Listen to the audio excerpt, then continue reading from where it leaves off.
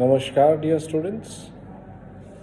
I, Harsh Ananya, Assistant Professor from Government Law College, Ajmer, is present before you today to deliver a lecture in the subject of Right to Information Act on the topic of Section 16 of the Right to Information Act.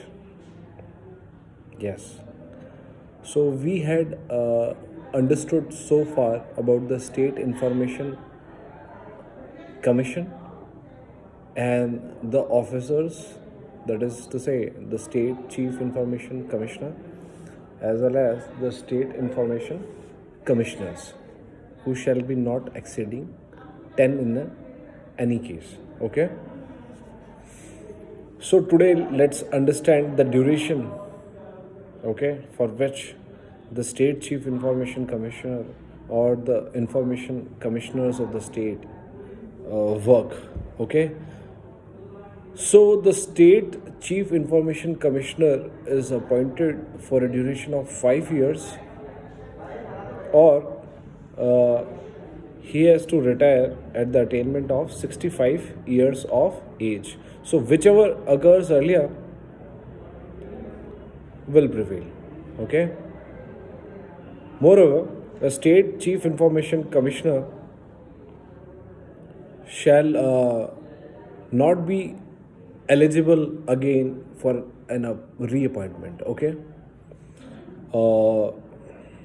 Also, we should see the Right to Information Act in the view of the recent Right to Information Amendment Act 2019, as well as the Right to Information Rules 2019.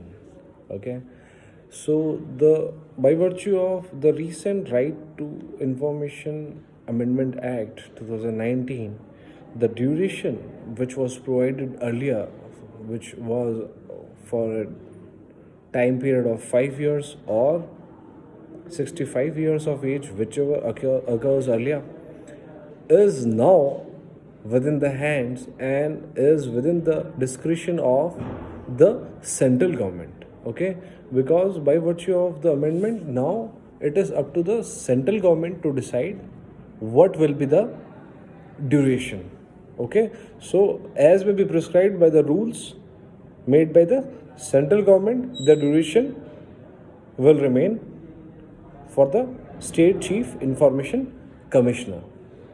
And if we see the Right to Information Rules 2019, we will find that now this duration has been reduced to 3 years. Okay, so whatever question is asked to you, you must answer it in the context of recent amendments, and you must clearly see the question. Okay, what question is asked to you, whether it is a question pertaining to the earlier Right to Information Act as it stood originally, okay, or if a question pertaining to the recent amendment is asked, so you should answer accordingly. You are smart enough, I know you'll answer properly. Next, the duration for the State Information Commissioners. Okay, so they are also appointed for a tenure of 5 years or 65 years of age, whichever occurs earlier. Upon retirement, they are not eligible to be reappointed as information commissioners again, but these information commissioners can be appointed, and they are eligible to be appointed as State Chief Information Commissioner. But there is a proviso in this. The term in aggregate should not exceed the limit of 5 years. Yes. Also, in view of the recent amendment, now this term has been reduced to 3 years. So, a State Information Commissioner is appointed for a duration of 3 years in the view of the recent Right to Information Amendment Act 2019 plus the Right to Information Rules 2019. Okay. So, before their appointment, they have to subscribe an oath or affirmation before the governor of the state or any person appointed by the governor for this purpose. Okay, and they must take this oath and affirmation according to the forms set out in the first schedule of the act. Okay, next is the various officers. Okay, so the state chief information commissioner as well as the state information commissioners shall be provided with such number of officers and other employees as are required to perform their duties efficiently. Okay, so the state government is responsible in this behalf that they will provide the required staff. Is that clear to you, people?